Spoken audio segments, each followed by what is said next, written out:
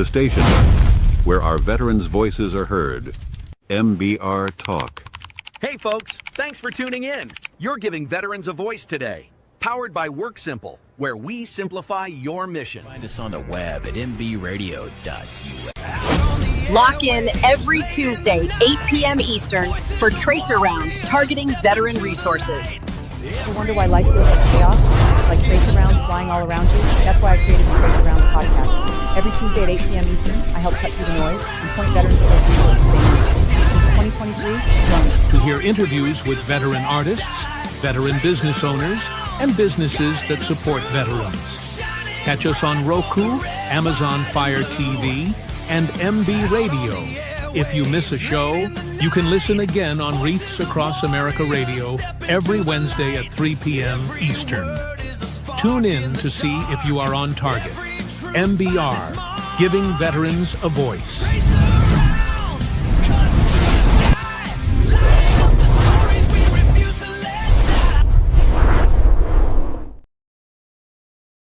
And welcome back to the Tracer Rounds podcast. And I'm Terry, your host. And tonight's voice is to Dr. Chrisanne Gordon. Welcome. Hey, thank you so much. It's so good to see you. I love that intro too. Great intro. Thank you, ma'am. It's great to have you on the platform tonight. I know we've been working on this interview for a little while. So can you tell us, obviously we know you're an MD, you're a doctor, you're a medical doctor, and you specialize, well, actually you are a medical director at a hospital, a local hospital in your area, correct? Well, I was prior to that. I now do the foundation full-time. It's a full-time mission now. So that's what I'm doing.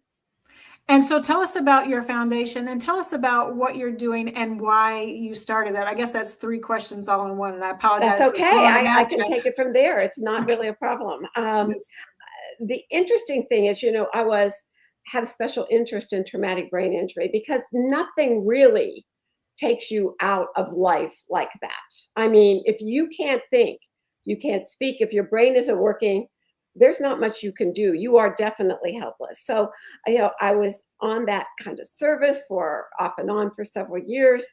And then I was a major klutz putting up Christmas decorations and I had my own traumatic brain injury, which is not at all due to courage like our veterans, our guardians, not at all due to that, but just due to being very clumsy. But I was, loss of consciousness for maybe 20 minutes, 30 minutes. And 2 years getting back. I mean, I'm not kidding. It was basically my head hit the brick wall when I was pushing stuff in. It was just that interesting.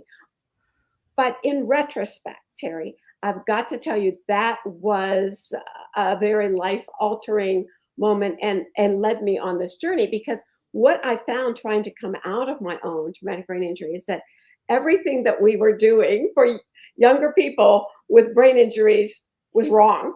Because what we were primarily doing was treating them as if they had a stroke and it was an older brain. Okay, so the techniques that you used to get it back were very different, as I found out myself, because I basically used my little Apple computer at the time to get my voice back, to kind of hear things and then try to mimic it. So when you talk about being a voice for veterans, I've got to tell you, I've done it from day one. When I got my voice back, it was a very interesting moment, and one of those epiphanies that I'm going to need to use this going forward for more than I'm using it up till now. Do you know what I mean? Right. And it was about 4 or 5 months later that a friend of mine lost their son in Iraq, and that then became my voice. But it was just, when I talk to our veterans, when I see them, if you've had a brain injury, you recognize that faraway look, that look that's just not quite grasping it, but trying to fake it, because that's what I saw in the mirror for about 6 months. Do you know what I mean? So I'm blessed to have had that, and blessed to have found something to do with it. When I talk to our veterans and I say, well, I don't have any of the mechanisms you do. I was not at war. I was not being brave. I wasn't doing something courageous. But I do know what it's like to be in that fog. So it gives us at least a talking point. Very good. So you did some studies on TBIs on the Afghanistan veterans at the VA, right? Well, we weren't able to do it at the VA. So, but I understand what you're talking about. So my tour of duty at the VA, let's talk about that first, and then we'll talk about the studies, because that's kind of the chronologic order. Okay. So, I said a friend of mine lost her son in Iraq, and I didn't know what to do, but the grief, like that was the first time that I firsthand witnessed, the loss. I mean, the loss of a young person who had just turned 20 years old. It's not the loss of a life, and every life is worth it, don't get me wrong, but it's a loss of an entire future, of what could have been, and when I noticed that in him, I said, well, I've got to do something to ease their suffering or to make something out of this. So I called up the nearest VA. Now, here's the thing.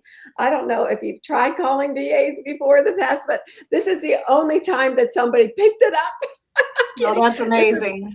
This was back in 2008. Okay. And somebody picked it up on the third ring.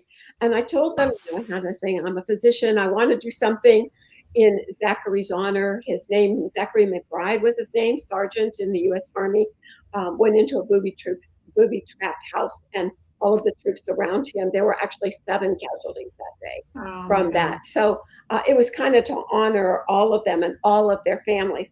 And right away, that lady says, oh, let me put you in line with our director. I'm thinking, oh my golly.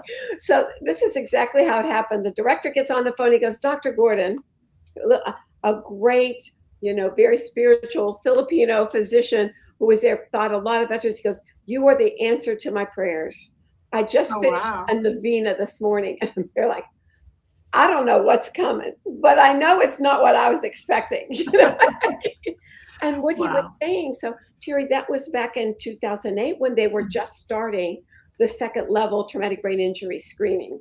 And would I, come to the VA and do those? I go, well, I do know something of your screening, and I do know something of traumatic brain injury, but I can't come work for you because I have a practice, and I work a lot at that practice.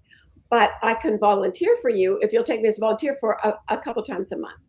And somehow we worked that out, and that's what I did. So for a year, a few times a month, I would go in from 7 in the morning till 4 in the afternoon, do the 2nd level traumatic brain injury screenings. And I really want to give a shout out to every single young hero, I call them, I know they hate being called heroes, a veteran who came into my office, because I learned something with every single one of them, something different that happened. So at the end of a year, the VA decided I was diagnosing too many with traumatic brain injury and called me up to my director, who had kind of brought me in, was no longer there, and they brought me in. And I remember this day so well, because there's like 8 Vietnam vets behind me saying, oh, Doc, you're in trouble now. We'll be right outside the door. If you need us, just call. It was something. And they went by my statistics. 85% of the people I'd seen had, the average number, Terry, was 8. I went up as high as one young boy had 32. He was 22 years old with 32 different either blast, RPG, or rocket propelled grenade, or heavy, artillery blast. Wow. It was really something. So I said, I'm just diagnosing the ones that have it. And my results are 85%, which are the same that the Cleveland VA was getting, the Stokes VA, which is really a good VA. Well, no, they were going to have to, get rid of me. And I used a line from Seinfeld, but I don't really work here. And that's what they got. We don't know how to get rid of you. We thought you would just leave. And I said, well, is there anybody on my schedule? Because usually they schedule 3 months ahead. Yeah. And they said, well, yeah, we have, 3 months. I said, well, I'm sticking till the last person you have scheduled is here, because that's on my list now. We have to do that. And I said, and by the way, this is not going to play well for us down the road, because everybody there knew that I was an Irish Catholic, and they fired me on St. Patrick's Day. I mean, that's my what this goodness. is like. And I sat there and I go, the irony of this, I can't ignore. Do you know what I mean? I can't ignore. Right. So I took really good notes during those last 3 months and finished up with all of the people I was supposed to see. And then they gave me a little commendation letter and sent me on my way. But what I was able to do, again, I thank them for that opportunity because, first of all, I found so many different things in a VA hospital system than in our civilian systems. And I'd been in rural civilian system and in the heartland and in the teaching hospital. I'd been to all those different venues. But this was so different to me because I'm not used to calling somebody by the last 4 digits of their social security number. Right. It's a different world, isn't it? I know it was very, very different. I wasn't used to the kind of, what should I say, military closure. I'm going to tough this up. I don't want to tell you because this may hurt you. You know, if I tell you what really happened to me, this may bother you. And it took me a while to get their confidence to say, you can hit me with anything. You know, I worked in an inner city hospital. I was on the trauma unit. And I wasn't prepared for all of it. Trust me, I really wasn't, because the difference in inner city combat in the 20th and 21st century is different than, you know, combat in Iraq and Afghanistan, which you're like 3-4 centuries. And some of those like places in Afghanistan where our guys are talking about, you're back at a little village culture, you know, and kind of the isolation of all that, realizing that, you know, here's where you were blown up in the middle of nowhere. I have to give a shout out to, you know, all of the medics, all of the corpsmen. I mean, the things that people can do under pressure, particularly young brains, you know, with a lot of adrenaline can do are definitely life-saving. So that was kind of my pathway. And I will say the biggest thing that I learned, Terry, at the VA was this. When I had my traumatic brain injury, I couldn't speak. I really couldn't see very well. It was kind of like seeing underneath water, you know, kind of that blurry, no focus, no ability to focus. And I didn't have like any feeling on the right side of my body. So all this was going on and I had a normal MRI. So get that. Wow. How does that happen? I know. That's what I thought too. Even though I wasn't thinking well, I kept thinking, how did that happen? But not one of my colleagues, not one of the people in the ER questioned that I was faking. So my call to action, my personal call to action, was when a patient of mine left their Wall Street Journal in my office one morning, and the headline, and I believe this was like in 2007, said, you know, veterans coming back from Iraq and Afghanistan malingering, litigious, a lot of symptoms, normal MRIs, and that was my recruit. That was my call to action. Okay. I looked at that article. I go, I don't know what's going to happen, but this means something to me, and I'm going to have to do something about it when the time comes. So that's kind of what got me started, believing that the VA is the only system I know of where patients have to prove that they've got an issue. Now, they've got a history that's horrific. You know, I mean, I took histories in, like I said, in an inner city, and they were tough, but I never heard one like this young boy said, well, you know, all I did was drown in the Tigris River. And I stopped. I go, I never in my lifetime thought I would hear that as an opening, you know. And he was one of the young veterans that I saw that really pushed me down this pathway, because he had drowned. He wasn't eligible for services because he wasn't in combat. And he had had an anoxic brain injury, which is the worst, when the whole brain is devoid of oxygen for gosh knows how long. I mean, the story goes that Iraqi farmers got him out of the water, and then somebody else ran and got the troops who didn't even know that he had been left behind. So oh my goodness. I was able, that's when I found out that our senators, our US senators, can really make a lot of difference when they put their mind to it.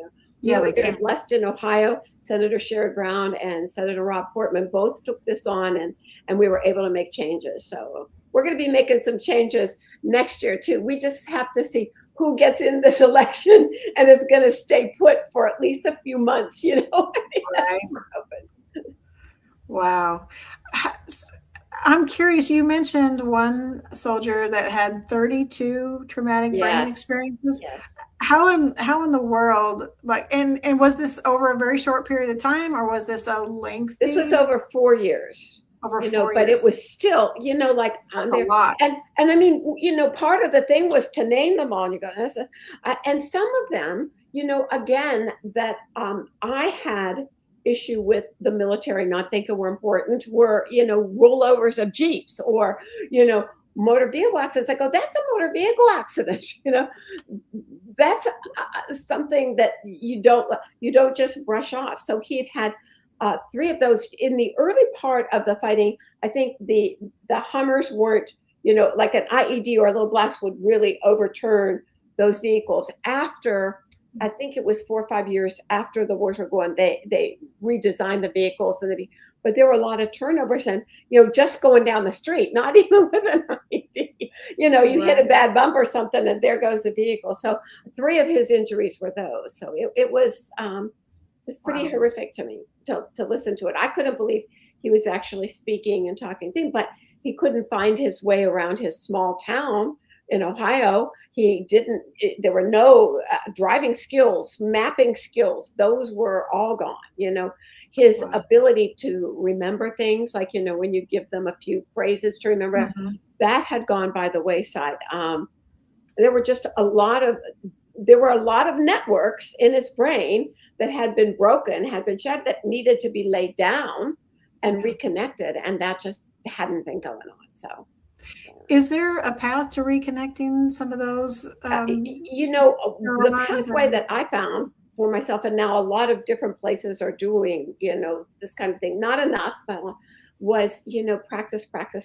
Okay, I know that sounds really strange, but the difference between a traumatic brain injury and like a fracture, because we hear those compared all the time, is when you have a neuromuscular kind of thing, primarily a musculoskeletal, I should say, if your muscles or your skeleton is affected, you get a certain sense that this week you're better than last week. And the week after you're going to be better, particularly when you're young and you're healthy and you're fit to begin with. So there is that progression. What I found with my brain injury is nothing for weeks.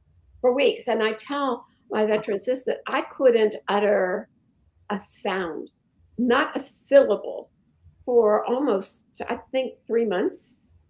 Until the day I could say a sentence. It wasn't like it came back gradually. It's like the entire pathway had to be connected.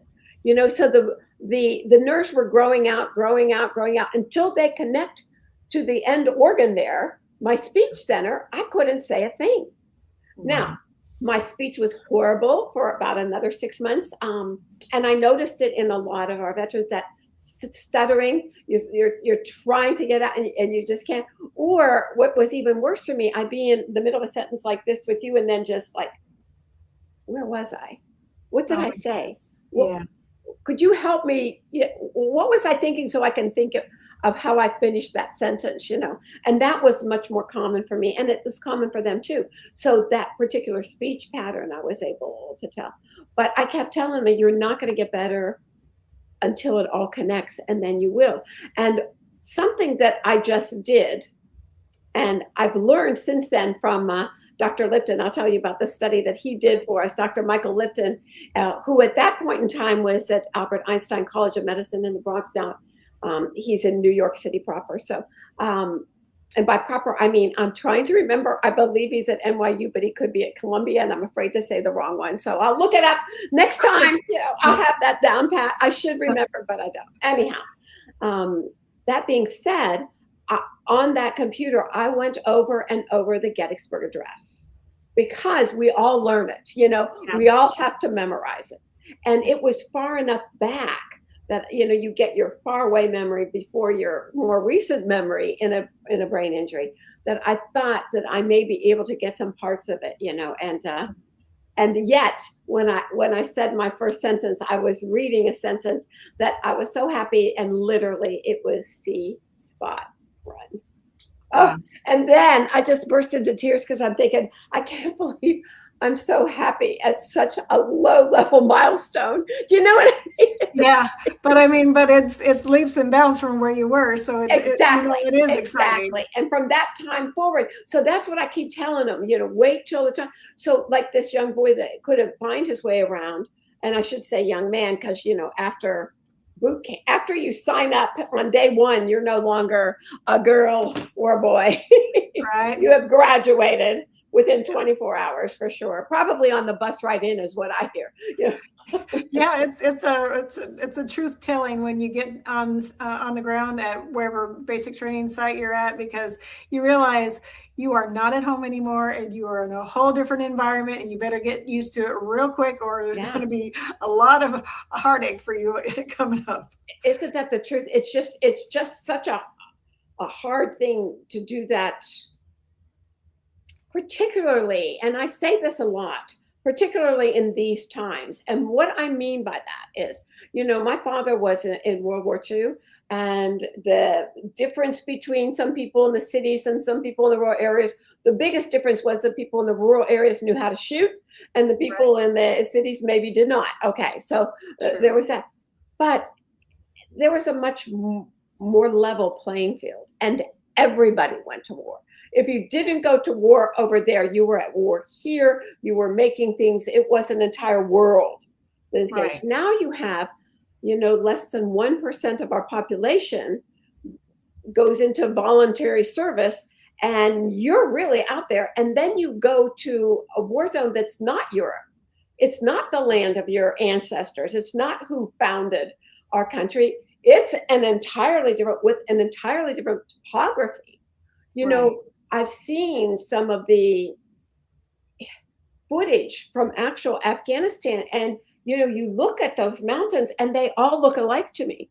But right. If you grew up there and your livelihood was knowing what rock was where, so that you knew where you were placed, I mean, that's advantage, somebody out there looking at you rather than you trying to find them. It's a very different thing. And I don't think that we, the civilians, the 99% of us here, that's one of the reasons I want to get the civilian world aware of these things and help. So when somebody comes back, they don't just have to jump back into the 21st century with nobody giving them a pass for, maybe not knowing on the college campus the first day where the union is. You know what I mean? I give them a pass, Yeah. Well, I mean, it is a whole different, it's culture shock coming back. It's culture shock going over there. And then when you come back, it's the same, because you're used to things the way they were over there. You finally kind of got into the rhythm and understanding right. This is the way life is. And then you get back over here to the States and you're like, now I'm lost because right. I knew what was expected of me, and my buddy had my back, and now my buddy don't have my back anymore. I'm out of uniform, and now I'm trying to navigate the civilian world, and I'm not quite sure what I'm doing. And the civilian world is so different now because I remember I worked in Marysville, Ohio. Okay, that's the hospital that I was at, and we had a lot of individuals from Honda of America that was located there. So a lot of workers, Mm-hmm. And so our guys would come back from the military, and I'll never forget the day that there was just about 10 people on the line who decided they would just leave. Okay. And it was a particular line, but they kept the line going by the 5 veterans that were there because they weren't leaving. This was not something they were going to, and it horrified them. I mean, how could somebody leave their post? Do you know what I mean? Right. Like, yeah. At least you wait till the end. And it was some fun thing that was going on a Friday afternoon. They left at lunchtime, so they had 3 hours of their shift. But, those are not things that settle well when life and death depends on, for a year or longer, for you to be on schedule, right. Everybody to be working on what they're working on. And I mean, that to me, I say my best training was that I went to Catholic school. I mean, I was used to a uniform. I was used to people in charge. I was used to doing everything the same way. Yeah, that was an easier thing for me than when I got into the world myself. But you also are here in a few days. I mean, it's not like 3 months going over to Europe in World War II and 3 months coming back. It's much more, it's so quick, and you're supposed to adjust that quickly. And I think the first time we saw that was with Vietnam, and those poor guys who couldn't even say that they served in the military because there was so much anti-war,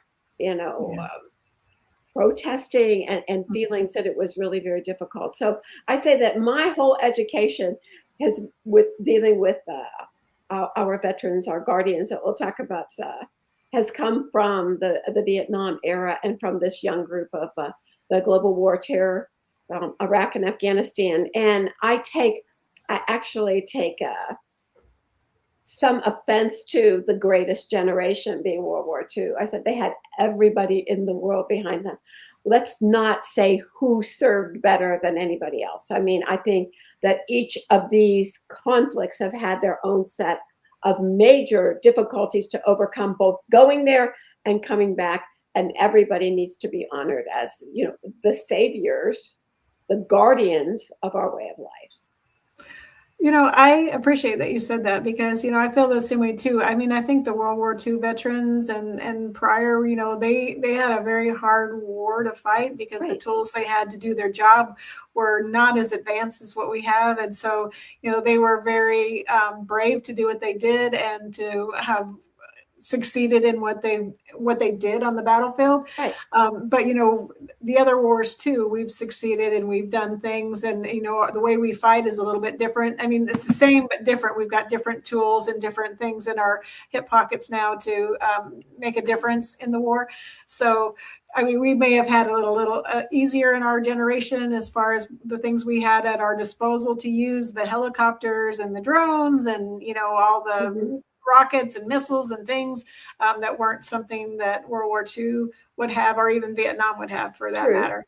So I really appreciate that you said that, because there are some heroes that have gone over and done some amazing things and brought back people back to the States that otherwise, if they hadn't been there and absolutely put in the work, they wouldn't have come home. So the heroism that they just brush off, that everybody just, brush off. I could not believe. I'm in awe of them. And I will tell you that every person that I talk to, including yourself, I am in awe of your patriotism, which goes beyond it is, I will not just clap at a memorial, at a 4th of July parade for the 250th birthday. I won't just do that. I'm going to volunteer my life for this nation. And that is not happening now. You are the 1% of the country that's doing that. And I applaud you for that. We wouldn't be able to make it without you. And actually, I've learned from dealing with you all that we are like the people who go in everywhere in the world. I mean, there's so many parts of the world where our military is right now that we don't even know about. True. Where it's keeping peace and keeping things under wraps for totally different, folks than us. And I appreciate that about y'all. My hat's off to everyone that's gone overseas and done the things they've done, and people who serve in general. I consider myself walking among heroes myself. So wow. I understand what you're saying. I consider myself just learning and being in awe of them. That is for sure. Absolutely. So were you a doctor when this happened? Oh, yeah, I was. I mean, I've been out of medical school for about 20 years. And like I said, I was just so shocked. I actually kept a journal, Terry, and I'm so mad at myself for throwing it away, because I couldn't really think. And I sat there and I go, man,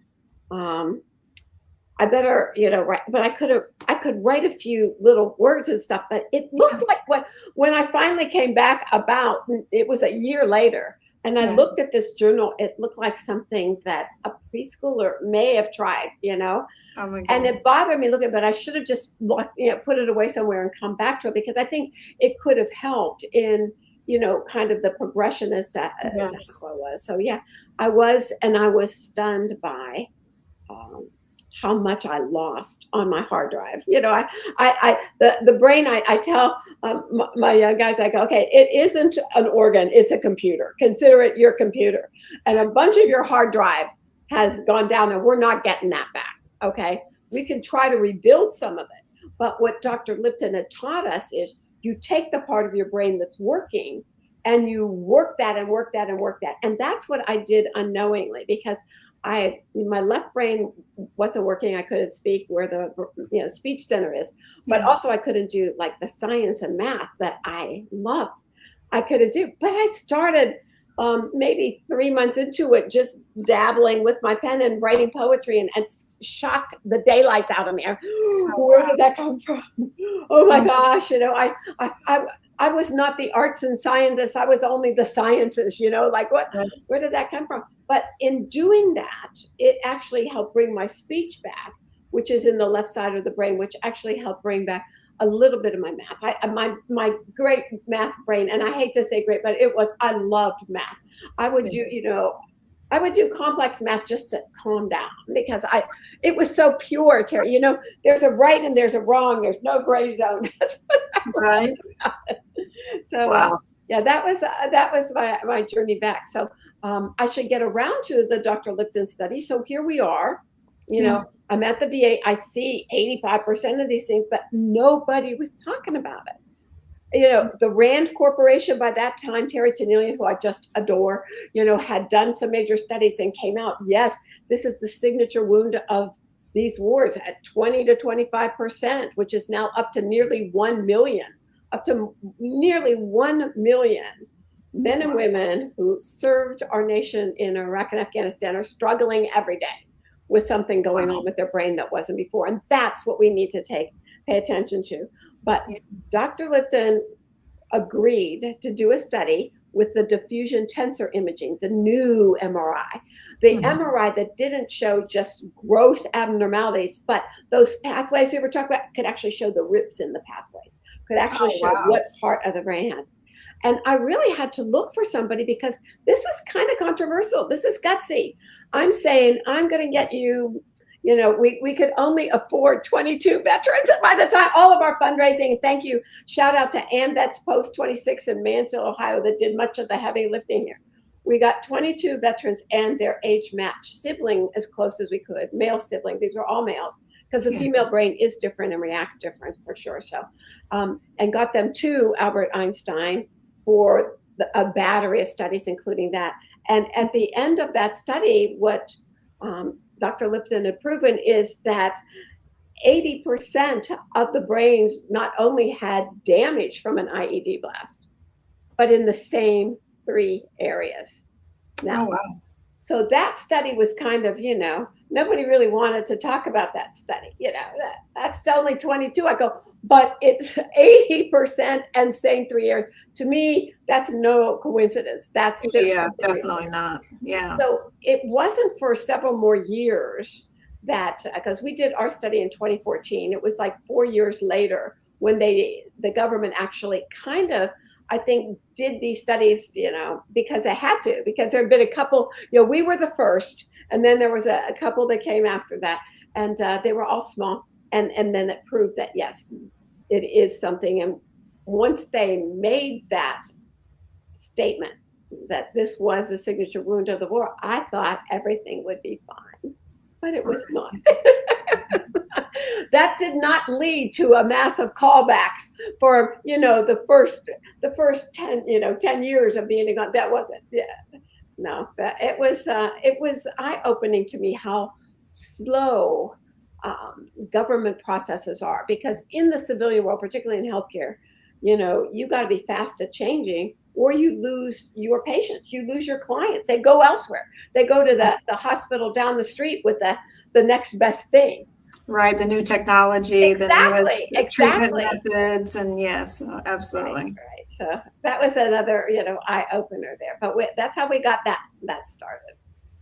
Yeah, well, for veterans, if their only healthcare is the VA, they're kind of subject to whatever the VA decides. Right. If they decide they'll treat this thing, then they'll get treatment. If they won't, they won't, or they will have to find it elsewhere. And some will go get it, and some will not.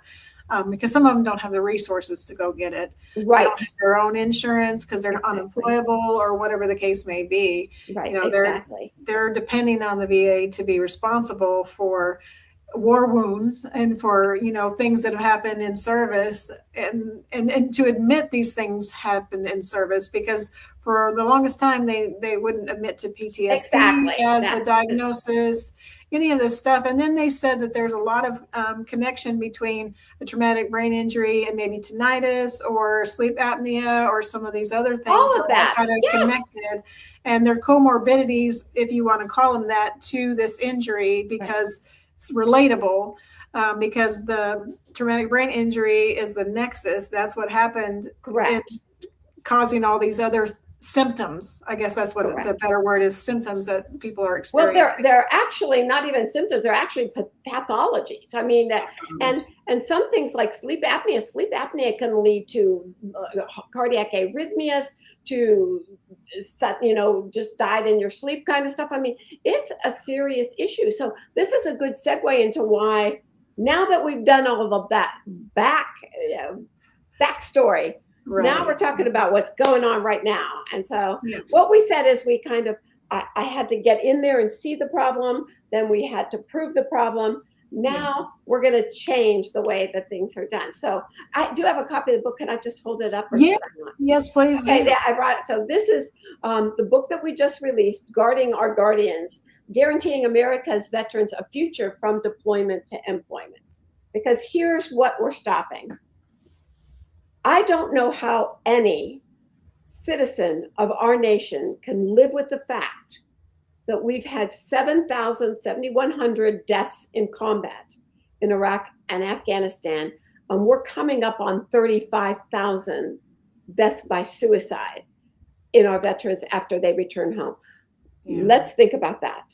I mean, you're talking a 5-to-1 ratio of deaths by suicide, death in combat, and that's on us. I say that is absolutely on the civilian world. We are 99% of the resources. We are 99% of the population. We can't expect this 1% to leave, and many leave, you know, in high school or at the end of their college, whatever. Even if they go to West Point, they end at the end of that. They're out there. You know, it's not like they've been at home for a while. They know how to balance a budget at home. They know how to write checks. You know, all of these things in life, they put their lives on hold. But when they come back, I've sat there and listened to that transition program, your TAP program. I've seen the angst in people's face with the PowerPoint after PowerPoint after PowerPoint. I said, death by PowerPoint is what we say. What do you say? We say death by PowerPoint. I mean, seriously, I mean, that's so crazy. So I said, I've seen that what we need to do is to allow some kind of a deboot camp, some kind of a downtime where you're still paid under the military to figure out what your next step is. Are you going to go to school? Do you want to go to a trade school? Where are you going to land? What is your health care right now? What will you need? None of those problems are figured out. I found out, and this is really true, and it bothered me, that so many of the young men and women I talked to in Ohio and elsewhere were discharged with a handful of cash and a handful of OxyContin. And that was their plan. And I go, this cannot be. Yeah, that's not particularly if somebody's had 32 or 8 or 17 blast injuries, to go, okay, now just work your way back home. I got news for you. They've never been home. They went from high school or college there, most of them. I mean, that's not ever being here. So what we're talking about in Guarding Our Guardians is, first of all, change the narrative. I am so tired, Terry, of people saying to me, oh, you work with veterans. Well, I support veterans. And I said, well, what is it exactly you do? And there's this point. Well, you didn't make me do something? I said I like them. Isn't that enough? Well, I support them. Exactly. Have you written to your congressman? Are you reading what's going on with them? Did you hire, a guardian for your job? What sort of thing are you doing besides going to a parade and cheering? Besides, clapping when they were coming home? That's better than spitting like in the Vietnam War. I'll give you that. but that's not enough. And I think that the problem is not with the civilian world, it's with the civilian world not knowing. And I will tell you, so much of this I didn't know either. And what I'm asking for is 3 pathways: healthcare, education, employment. This is a call to action for our United States of America to reunite everybody. And let's work on this issue, because these are the leaders who volunteered their lives for our freedom. They are the ones who are going to make our communities, our states, our nation stronger. We can't allow that brain power, that courage, that experience to die by their own hands when they return home. That is totally on us. So that's what this book is all about. And we have experts from throughout the nation, many military. The education piece, we talk about, schools like The Ohio State University, where a retired colonel of the U.S. Air Force, Mike Carroll, put together a military and veterans, its own services. And everybody in campus had to know where it was, who it was, and when they needed to contact them. And he got that done. And my alma mater, Duquesne University, which is Ohio State, the Ohio State is enormous. Duquesne is a lot smaller than that, mid-sized. And we had a lieutenant colonel in the U.S. Air Force who put it together for my alma mater. The same thing. Get veterans, first of all, together in their own space. Don't have somebody arrive on campus with no space to go, and I mean, people don't mean this to be as cruel as it is, but if you start asking, what was the worst thing you did over there? What did you see? No, you don't say that, you little, teeny bopper who hasn't lived through life and death for a year. You don't get to make that conversation. I'm sorry. You need to know more first. So I think that that's been very helpful. I think that's great that, that they're trying to build a community for veterans, because that is the problem. When people return from service, they lose that connectivity to the people that supported them and had their back. And so when they're out there on their own, they're like, now what? All the structure they had is very unstructured now. And so you kind of, and especially if you have a traumatic brain injury too, and you're lost in, in the realm of what's real and what's not, and how my brain is functioning and what I'm able to do and not do. I mean, it really is a loss of a lot of things, and you flounder. And then that's at what point that they're like, well, why am I here? Exactly. Or worse. Why am I here? What's going on? Yes. In the book, I give examples of veterans who contacted me, and some of the veterans were struggling in a school because they didn't have any direction and were probably put in a program that they shouldn't have been. I mean, I don't know why a medic, a Navy corpsman on the Marine side who had 2 tours of duty would not have been encouraged to go into sciences that he loved. Why the history degree? Where did that come from? This is what I'm saying. We need a plan here, people. When Secretary Robert Dole was the 8th Secretary of the VA, and by the way, he did, give us a little blurb in here as well. He now is CEO of the Elizabeth Dole Foundation for Caregivers. But when he was in that, our foundation had a letter from him that said that any veteran who called me and was struggling, and I've had calls now from vets from 29 states. It's not just Ohio, from 29. That they get a copy of this letter and they get their VA appointment within 2 weeks. That made all the difference in the world. You're not calling, you're hung up, call and hang up, call. No, you get that appointment and somebody cares and somebody talks to you. So the healthcare, there has to be a plan for healthcare. We've got 44% of our vets are now in rural areas.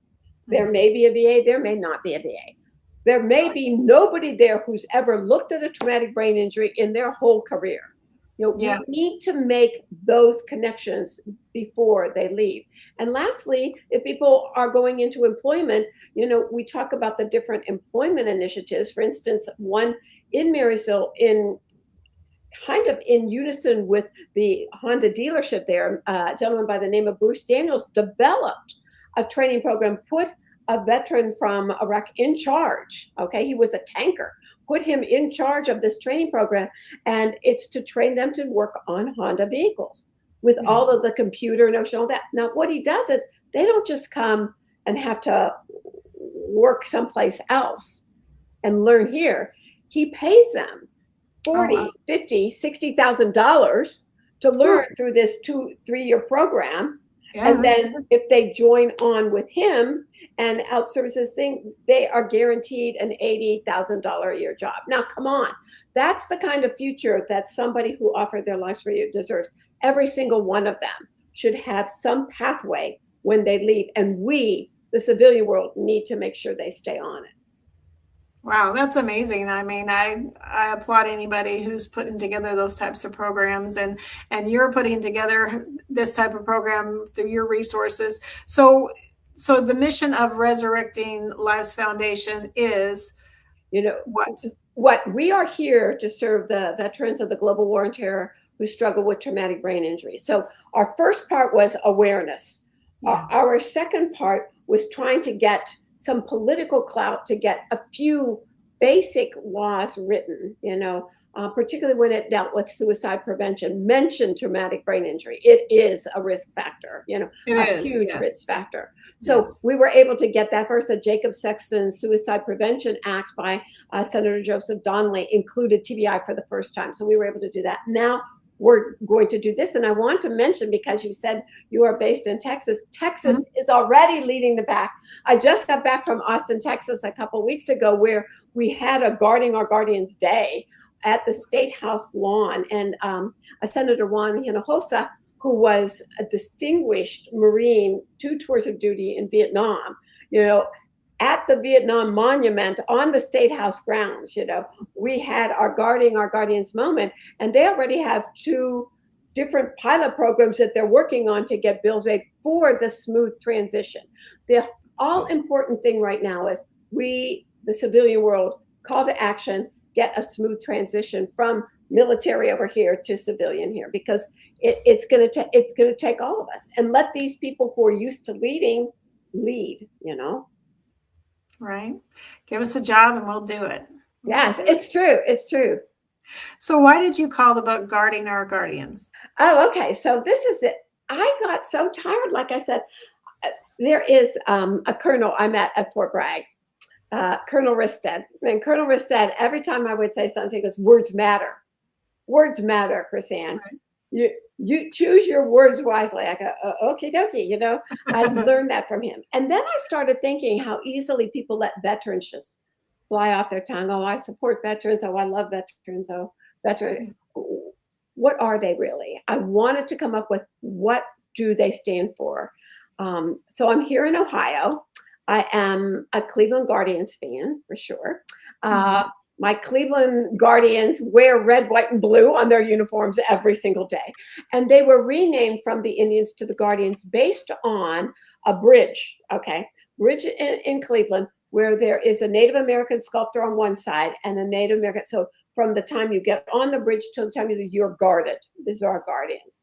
And I thought, that's what we're trying to do. We're trying to bridge the civilian world to the military world and vice versa. So there's something to cross. You don't have to go through a minefield. You can actually cross a bridge.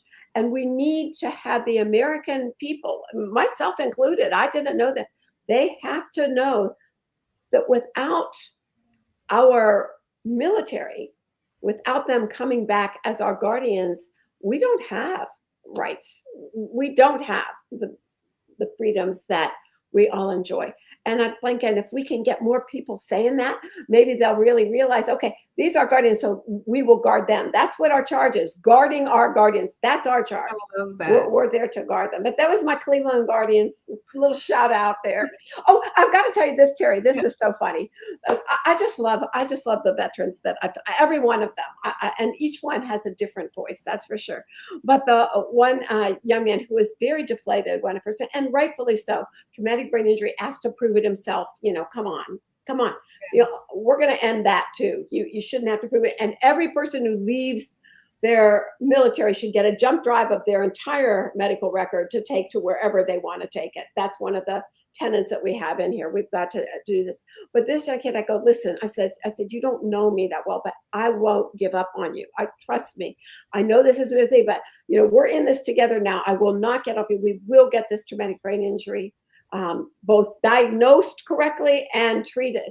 And he looked at me and goes, I'm beginning to believe that. He goes, why? He goes, well, you're from Ohio and you still cheer for the Guardians and the Browns, so you don't give up easily. And I sat there and I go, you got a point. You got a point. Although I will tell you, I did come to both Super Bowl parades in Dallas for sure. I really loved. I loved Dallas. I came down there first to stuff envelopes for Ross Perot. Oh wow. You're really busy doing all kinds of work. And I don't think anyone could ever say that you aren't involved or engaged if you put your money where your mouth is. I mean, well, I try. As the saying because that's goes, If we could all do that, we wouldn't have problems to solve, I mean, these are really easy steps. Get a plan. That's an easy step. Everybody should have. You get a plan when you go from kindergarten to first grade, for heaven's sakes, Right. Educational plan. There's something in place. Exactly. You do this, and then you get this, and then this, and this. Right. It's not rocket science. It's not expensive. It's just common sense and caring, compassion, and placing healing and honor together. We want to give you this chance to succeed because you've helped us, avoid the fray for so long. And all of my success, like I said, everything that I owe on the backs of all of the military members who came before, for sure. Wow. So if someone wants to order the book, it would be at the resurrectinglives.org/books is where they can order it there. But the best place is probably Amazon. Although I will say that sometimes they redirect you to another author whose name is Chrisanne, who does sci-fi fiction. I had one poor little guy who got the wrong book. He goes, Dr. Roy, is this really what you meant to write? And I'm thinking he's talking about a book. I go, yes. He goes, did you really mean to write it that way? I go, yeah. He goes, well, I just didn't get it. And he starts talking something about this sci-fi plot. I go, whoa, time out. Wait a minute. That's right. Let me show this again. You can find out how to order it too on our website, resurrectinglives.org. at the books. And we also, like I said, on Amazon is another place. And we are going to be having various events around the nation. Like we had San Diego for California, Austin, Texas for Texas, Texas being the #1 veterans population, California #2. We're going to be having them in Ohio and Pennsylvania, kind of the top 10 within the first few months of releasing this. And then our march to DC in March, National Traumatic Brain Injury Month next year in 2027. Oh, nice. Yes, we all need to get engaged with that. Like you said, you got to, you actually got to put your foot forward and do something, saying you support and actually supporting are two different actions. One's something you say to be nice. I support that. And then the other one is I'm actually supporting that. Right. Exactly. And like I said, I was just thrilled with Texas. I was thrilled at San Diego. 100-year-old captain, Royce Williams of the U.S. Navy finally got his mission over Korea declassified and had just received the Medal of Honor when we came for our book launch. And he came and he said to everybody, I read this in 3 days. You all need to read it and we all need to do it. And I thought, at 100 years old, this man is there, this makes sense. Let's do this. So I told him, I said, the book reviews mean nothing after that. That's the best book review I could have, as you're saying that for sure. So, yes. And it's on our website, past events, events coming up. And if you have something that you want to plan, we can help you plan it in your own community. Anybody who's listening, we can help you plan it. We've got the little run of show here. I've got this great communications group, Jennifer Bond, U.S. Navy veteran, and my right-hand assistant, Marine wife, Jessica Eubanks. They keep me going because they keep me on the straight and narrow. So that's awesome. I really do appreciate them. I appreciate their dedication. And I appreciate everybody in your listening audience who's going to take this and do something in your community. Take somebody in for their medical appointment. Don't ask a veteran, do you need anything? You say, I'm coming over tomorrow and I'm taking you to your appointment. Okay. You don't say, do you need any food? You say, okay, here's a casserole. You're just getting back, and we know that it could be, do it. Just do it. I mean, I know that that's the famous Nike saying, so I can't adopt it. But if you're thinking Nike, think just do it and just do it. Well, I mean, you're so right, though. It's a lot of people, if you ask them, do you need help? Oh, no, I'm good. Right. But when you say, I'm going to do this for you, and you don't really give them a choice necessarily, you say, I'm picking you up, or I'm bringing you this, or I'm doing that for you. Right. I mean, that shows that you really do want to do something, and it's not really a lip service that, oh, what do you need? Just tell us. If you need something, just let us know. Right. We're here. Just let us know. Right. But as a veteran, and other people too, it's not just veterans, but veterans are typically the ones that say, no, I got this. I don't need help. I'm good. Exactly. Exactly. Right. So that's what you're going to get for the most part. There's not very many that will say, yeah, come over and mow my lawn, or come over and do my windows, or my laundry, or whatever the case may be. They won't. Do it. If you say, hey, I'm coming over, I'm going to help you with this thing, or I'm going to do this for you because I want to. Call to action. If everybody could do just one thing a month, think of that. If you could do just one thing a month, how great a community you would be, serving. I mean, it would just be amazing, particularly employment. What about they're bringing in new recruits at my company? How about if you come to work with me tomorrow? I'll introduce you to a couple of people. I mean, an employer is lucky to have a veteran who is used to a schedule, who has such training. Just ask them, what did you do in the military? Because some of these logistics and the corpsmen, and I mean, these things are feats of the gods. I call it feats of the Titans.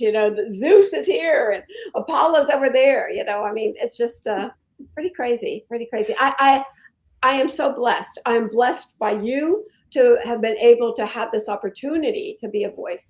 And I'm blessed by every single one of you and your families who have shared their stories with me since 2008, because it's meant everything. And that's what this book is based on. It's your story, your stories, and what we need to do. So I appreciate this opportunity.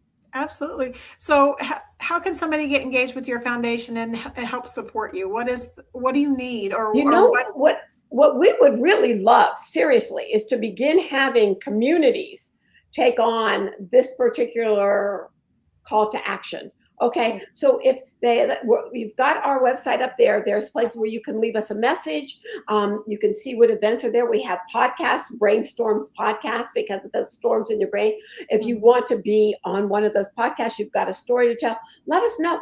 Get engaged with us, and we will get you things to be engaged with. So, particularly, again, if we go California, Texas, Ohio, Pennsylvania, New York, Florida, you get those states, you've got, over a third of the veterans in the nation. Let's get it in those states and get your legislations working. Texas, like I said, is already doing it. And let's get this movement started. We've got plenty of ways. We've got places. If you're done with the book, take it to your library. Tell the library what this is like, or your school, or your university. Let's get that word out there. I'm when I first started working on this, I had a documentary that I filmed, and the first thing that I saw was a quote by Margaret Mead, and it was at Santa Monica Beach, where they put a reenactment of Arlington Cemetery in the beginning of work. And it said, never doubt that a small group of committed citizens can change the world. Indeed, it is the only thing that ever has. Let's change it. 250 years of not taking care of those who guard us properly. Next 250 is going to be a different story, for sure. I love that. Sure. That's a good note to end the show. And I really do appreciate you being on. And I've really learned a whole lot. And I think others have too. And I will definitely be ordering the book and seeing what we can do about getting something started. Yes. In whatever areas that we're in. But I really do appreciate all you do for veterans and all you've done for veterans, and really educating the public, because it comes down to really education. Right. And it's education. Really doing that, and really appreciate it. And I really also appreciate that you acknowledge people's injury and they're not having to prove it to you. No. You're seeing that's the why I signs went to and you're school. seeing that. Yeah. So, I mean, I appreciate that people aren't having to work for that acknowledgement. Yes, I was injured. Yes, I was hurt. Yes, I have these things going on. And yes, I do need help. Yeah. So I appreciate that you're doing that, because it's a weight off your back knowing that someone believes you. It's true. Isn't that true? For sure. For sure. So Tim Hendricks is saying, hi, Terry. Hi, Chrisanne. Great show. Yeah. He's nice to meet you. From Florida. Oh, see, the number 3 state veterans. Get an event in your area. We'll help you with that. Sounds good. All right. Well, I appreciate the time you spent with us tonight for the audience, and I appreciate the time you gave me tonight, Dr. Gordon, and all you've given us as far as information on how we can get involved and engaged, and we will definitely be looking at that book. Thank you so much. You take care now. Thank you for what you've done. Oh, thank you, ma'am. This is Trace Around signing off. Hi, I'm Beaker with Military Broadcast Radio TV. We're your virtual MWR, bringing veterans radio, podcasts, gaming, animation, 3D printing, and a community that never leaves you behind. Download our Roku or mobile app today. Wisdom to share if you listen this week, so pull up a chair and stay for a spell. We're heading down a trail where good stories dwell.